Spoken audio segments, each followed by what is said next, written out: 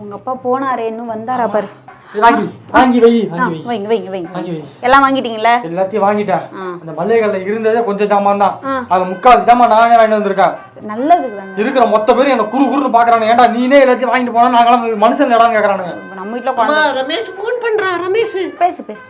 Hello சொல்றா ரமேஷ்.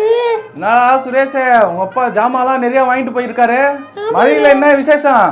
விசேஷம் இல்லடா, இங்க ஒரே மழையா இருக்கா. வெள்ளத்தால பாதிக்கப்பட்டவங்களுக்கு எங்க அப்பா நிவாரண பொருள் கொடுக்க போறாரு. வீடு வீடா போய். அப்படியா? இங்க பாரு உன் பிள்ளைக்கு மரியாதை அவ்வளவுதான். வாய் ஓவரா போய்கிட்டு இருக்கு. இப்ப நிவாரணத்துக்கு அதை வாங்கிட்டு வந்திருக்கா. நீங்க 2 பேரும் மாத்தி மாத்தி என் காசு அழிச்சுட்டு இருக்கீங்க. போற பார்க்க மாட்டா எனக்கு எவனா நிவாரணம் தரணும் போல. போமா கோபப்படுங்க சும்மா